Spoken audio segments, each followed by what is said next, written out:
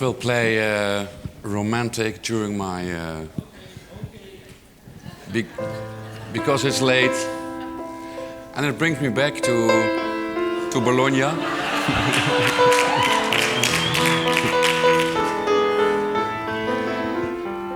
It brings me back to Bologna when I met for the first time Anna Kravchenko.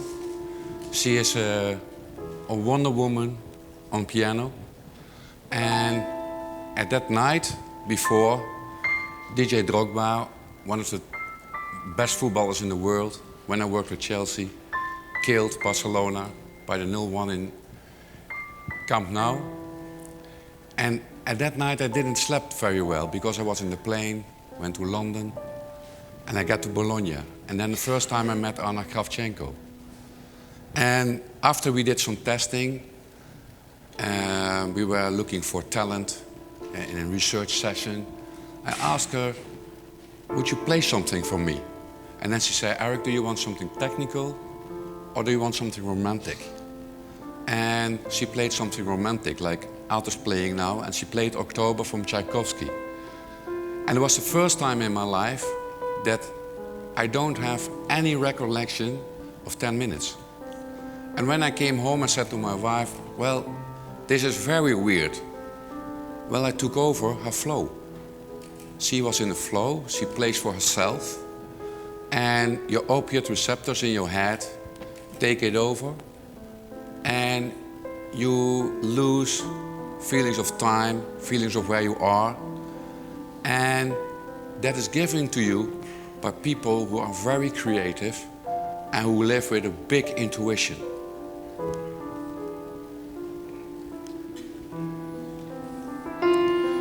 And those people are not hampered by middle management. At Chelsea Football Club, we didn't have middle management. In Bologna Music School, there's no middle management. And what we saw about the brain of Vincent, that this man made 3D paintings. So his intuition about what he would like to do was not stopped by anyone, and actually he was not educated as well. So for world class, I think you don't need a conservatory. When I worked with the boys of 15, 16 years old at Chelsea Football Club, they can already play in the first team, like Johan Cruyff played at 17 years, first team, Ajax. Dennis Bergkamp. Maradona played 16 years in Argentina. So it is different. Andre Gallo is one of the best piano players in the world nowadays. He's 21 years old. Altijd second. And he started to join the Liszt competition in Utrecht. The first time he looked at the Liszt paper was the first time he saw that piece of music. He looked at it and then he could play it. And the only thing is what he said, well, Erik, what I do is every page is one line, and when I go line after line after line, I have to make a circle. So when this guy is playing, he is making his circle. So that's a meta-conception which I cannot understand, and it gave me some insight that his brain is working on a level of insight which I cannot comprehend. So it has to do something with insight, and that the visual processes are going so fast that you see it and it makes sense to you. When Nureyev jumps, the pattern of what he is doing makes sense to him. So people who have the feeling of that something makes sense are creating beauty.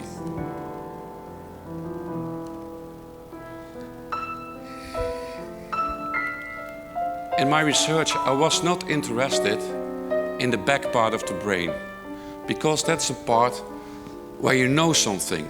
You know that it is a color, you know that it is memory, it is a memory, or you know what a figure means to you, perception. What I was interested in was this, just behind the eyes. That's the conductor of our system. And when I talk with Jose Mourinho, he sees football as a mathematical game. He sees it as lines, and players should play from one line to the other, from A to B, and it should go very fast. And he's looking for players who can follow his lines in mathematics. So actually that's the construction, that's the conductor of the football game. And it is of course the same in basketball, and it is the same in ice hockey. And even it is the same in music, because you have to understand the lines in music and the difference between the notes. And people who have a fast brain and who have a very high way of streetwise can come to beauty. In translating two things which all famous conductors told me and all famous football trainers told me, that it was insight, reading the game, and the speed of information processing. And when I transfer that to neuropsychological measurements, I noticed this is a guy of 22 years old and he has no education. So he came to the club and is one of the best football players in the world. You should expect that his visual speed should be around 50 for the men or women in the street, and that his working memory should be also around 50. But when you test all those wonder boys and wonder girls, they are twice as fast in visual speed and twice as fast in working memory. And working memory is very highly related with intelligence in a kind of way of what we call streetwise. That you understand what you're doing, that you pick up some stimuli, and then you know what you're doing, that it will be successful. And that's the feel. That's the feel where you have to be on the pitch, where you have to be on the ice, where you have to be on the basketball ground, and maybe where you have to be and your hands, how you have to touch on the piano.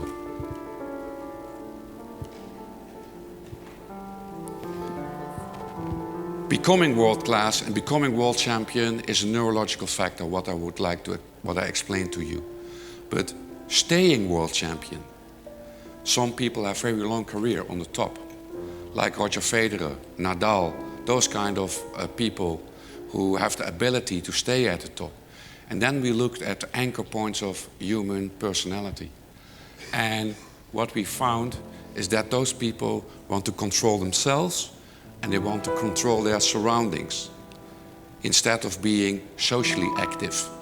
So they are kind of loners and they want to have the control about the situation. Those people are not interested in social chit-chat, but they are interested in analysis, in analytical things. They have a high drive for multitasking and they don't have a chess player's brain. And instead of following rules, they like to be out of the box. So when you don't understand those characters, you see them as obnoxious or as nasty. But actually, this is the combination of the master brain. Furthermore, at Chelsea, we developed the football university, and that's a context. First, I made an announcement about middle management that's not able to select world-class people and not able to create a context for world-class people. Narcissism is killing. Too much empathy is also killing, because you are dealing with people who like to have analysis. Working in an interactive environment, I already said that those world-class people in Bologna don't need a conservatory. They need each other. When you put them together and when you make a free context, then they can explore their own possibilities and their own domains of creating beauty. No serial learning, just interaction. Not learning from A, B, C, but join all the talent together and you will create something very beautiful. And no middle management, just only people who have been there and who can understand the complexity of the people who you're dealing with.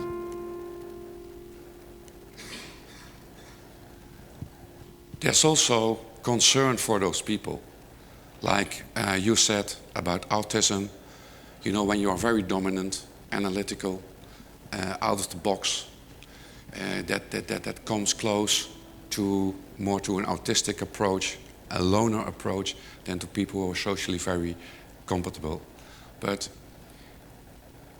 so you have to deal with anxiety, you have to deal with cocaine, drug substance abuse, and those are situations which are really career spoilers. Depression, feeling too lonely, and that's what you should use in the context as well, that you don't need actually a form of sports psychology, but more a form of sport psychiatry. When you get rid of middle management techniques in the Netherlands, also at the universities, at the public health system, you will go to a situation where people feel very responsible for what they do by themselves. That you create more own and unique visions, and that you have less damage to creative people. Now I work together with some Americans who give the people a chance, and that you have to go from all the hurdles from people who will stop you or don't understand you. Yeah, we put them, when you have the talent and when you are one of the best in the world, you have to perform directly on the highest level. Like Cruyff is playing always with young players at the first team. More real work. When teachers teach children and don't have meetings, they have more real work. Doctors have to see patients and don't go to meetings.